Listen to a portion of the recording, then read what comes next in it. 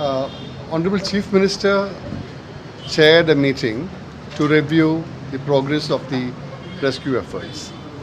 Today morning, the meeting was attended by several senior officers from Indian Army, Lieutenant General Brar, who is the GOC in charge of Dakshin Bharat Command, and senior officers from NDMA, the HOD, Mr. Rajendra Singh, the NDMA member, the Additional Secretary of the Minister of Home Affairs, Mr. Jindal, the DG of NDRF, all the senior officers were there, apart from our ministers and the senior officers from Government of Kerala. So the situation was reviewed. Today is important because after yesterday we managed to establish a connection to the other side. Today a large contingent of rescue workers are currently fanning across the Mundakai and upper regions in order to search for survivors and also to recover bodies. The situation as of 11 o'clock today, confirmed figures are like this. The total number of bodies that we have recovered is 128. We are told that this does not include a few bodies that are being recovered in the last 1 hour. So out of this, 91 bodies have been taken to the hospital. All the 91 bodies the post-mortem has been completed. 73 bodies have been released, have been identified, and 63 bodies have been released. The others, the procedures are being in place. The other hospital where bodies have been taken is Nilambur, where several bodies have been found downstream of the incident. 37 bodies have been found in Nilambur. 32 of them we have finished the post-mortem. But the bodies, downstream bodies are mutilated, so identification is proving to be a challenge. We have at the moment 1,200 rescue workers drawn from Indian Army, the DSC Center, Territorial Army, the Fire and Rescue Department, the Forest Department, NDRF contingents. There are 4 contingents already there. Contingent from Indian Navy.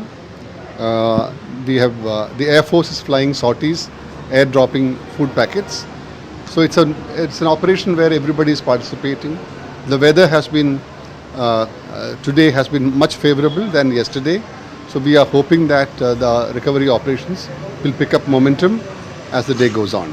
So yesterday the weather hampered the rescue efforts. Today it's improved, like you said. Yes. But what are the current challenges faced by the rescue teams on ground? I think the biggest challenge that the rescue teams have reported is that the hamlet of Mundakai has been practically flattened because of the huge boulders and trees that have come down as part of the landslide. And what they are facing is a big problem of cutting into the houses which have collapsed. And for that they need heavy equipment. At the moment, we still are not in a position to transfer heavy equipment across the river. We are hoping that the Bailey Bridge that the Indian Army, the MEG, is building currently will get over by tomorrow, and then heavy machinery can move across. There is also the real possibility that several bodies will be buried under the mud, and those bodies can be recovered only when we have earth-moving equipment available. So, airlifting of people hasn't started or At this moment of time, we may not need airlifting because the connection, as I mentioned, has already been established. Late evening yesterday, we managed to move most of, or perhaps all the injured people we found in the Mundakai area who were isolated earlier. They have all been moved by late evening yesterday. So has the state government put forward additional requirements from the center with respect to resources, manpower, etc.? At this moment, we are quite happy with the support and assistance given by all government agencies, particularly the armed forces.